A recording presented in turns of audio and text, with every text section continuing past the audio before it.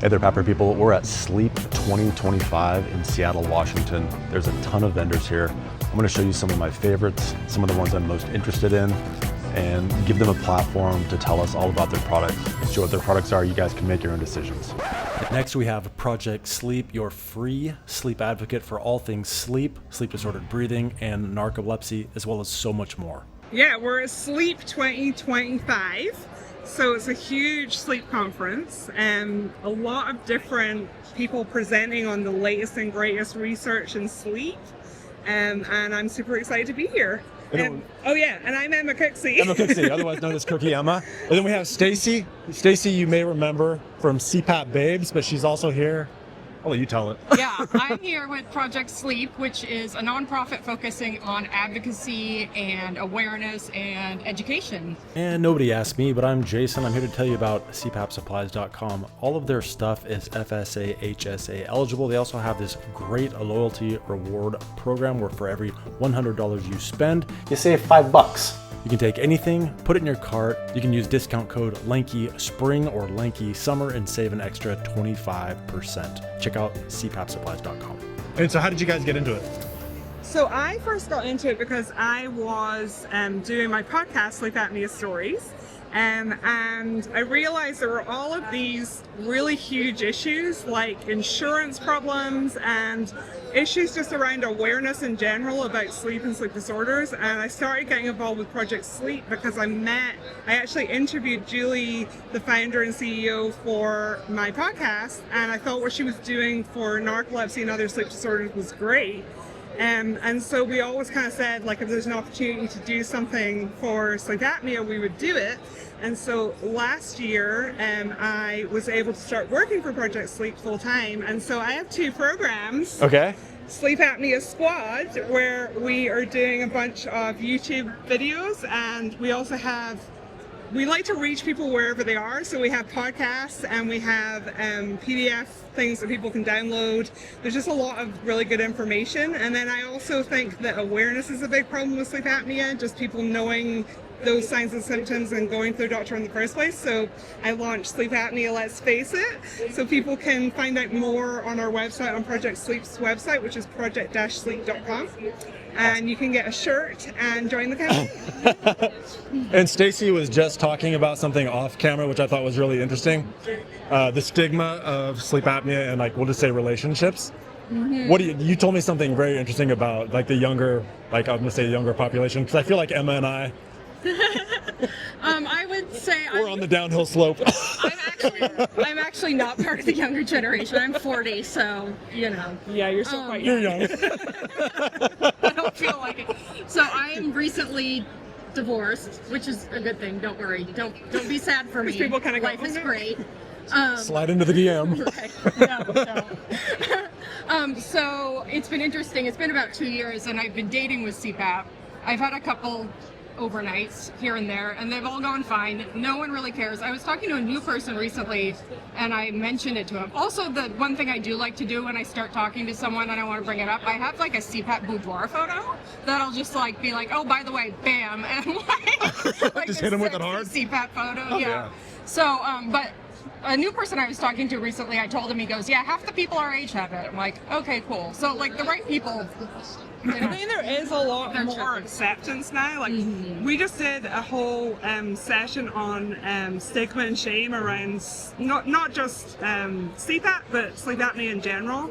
And like I remember first getting diagnosed and someone saying to me, you have sleep apnea, that's something big old truckers have. Right. You know, and me feeling like kind of ashamed, like it was weird that I was a woman with sleep apnea.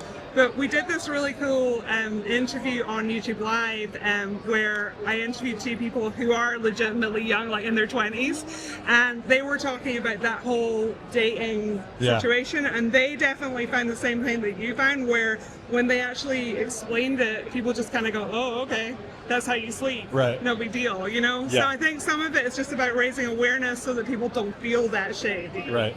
So. You know who you guys could totally get on is that comedian Joe Coy. Have you heard of him? Mm-hmm. Oh yeah. He does several bits on sleep disorders, sleep apnea, and all the what it looks like. It's hilarious. I sent him a shirt. Oh, did you? Yeah. Oh, nice. I sent Amy Poehler a shirt. Awesome.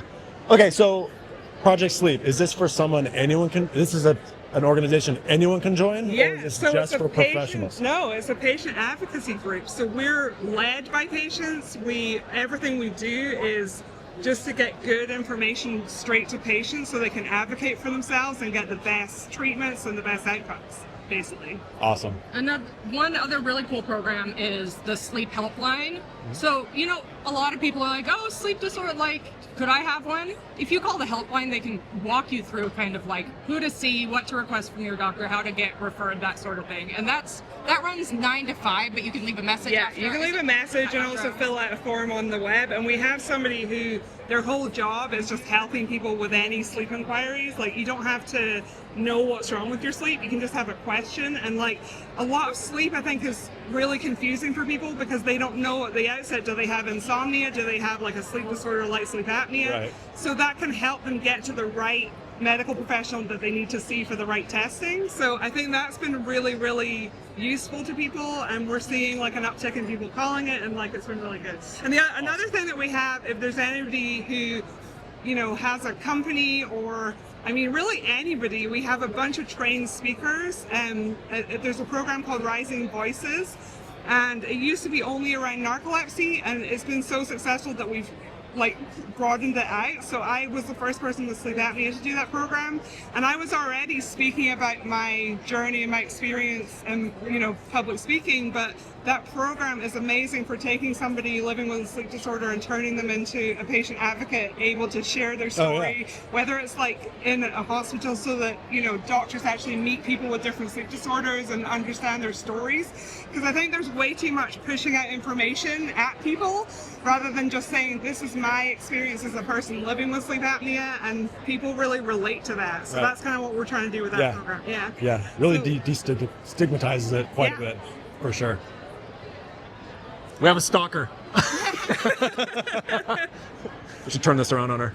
Okay, anything else I should know about Project Sleep, or you want to push out? How can people find you? Like, what are your... Find us at project-sleep.com. Project-sleep.com. All of our programs are there. We're also really active on social media, and we're on YouTube. Just go find Project Sleep on YouTube. There's a bunch of different videos, people sharing their stories, all sorts of different topics to do with sleep apnea and other sleep disorders. Okay. Yeah. And then, personal note, you don't have your podcast yet still, but you used to have a podcast with a ton of awesome interviews. So Sleep Apnea Stories is absolutely still there. So there's 140 episodes I did over 4 years. It's free. It's on every conceivable podcast platform. It's totally free. People can still go listen to those stories. So if you want to hear from people using different treatment options and also experts talking about sleep apnea, it's a great resource. I just really encourage people still to use it, right? It's still there. Yeah. So, and there's some on YouTube, but I'm not quite where you are with you. I'm not quite where I'd like to be with you either. And then CPAP Babes, is it still going? You're going to reboot it?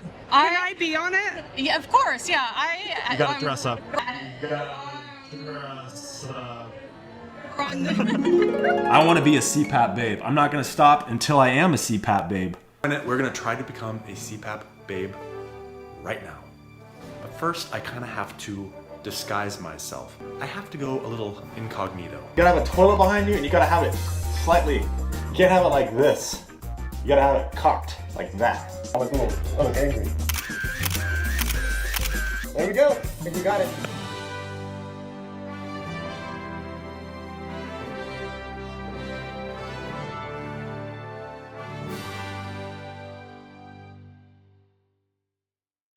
I run CPAP Babes, just raising awareness for sleep apnea and trying to garner some positivity around CPAP because it needs it. So you're a natural for Project Sleep, basically. Yeah. And I have to just say, I'm not going to cry or anything, but I have to just say a really big thank you to Stacey, because I feel like when I first started on social media and on Instagram particularly, I found Stacey's account and I was kind of unsure of what I was doing. I was just kind of a woman thinking, oh, we should know more about all these different treatment options, and I want to connect more with other people with sleep apnea. And when I found Stacey's account, I was kind of like, this is a thing. People are doing this. So I don't think I would have put myself out there as much of a hand in for Stacey. So we actually just met in person like a half hour ago. Oh, this is the first time we met. Nice. In person. That's awesome. Well, thank you guys so much for your time. I really appreciate it. Thank you for everything you do, Jason. Thank you. You're welcome. And time for an extra thick Thanks, buddy, to my top level supporters, Doug Toombs, Jason Georgiades, Patricia Espelong, Stuart Hetherington, Alan Liu, Edward Steiner, and I'd like to say thank you also to these people, as well as those other people. Up the ante, you get a shout out. Thanks for watching. Bye-bye.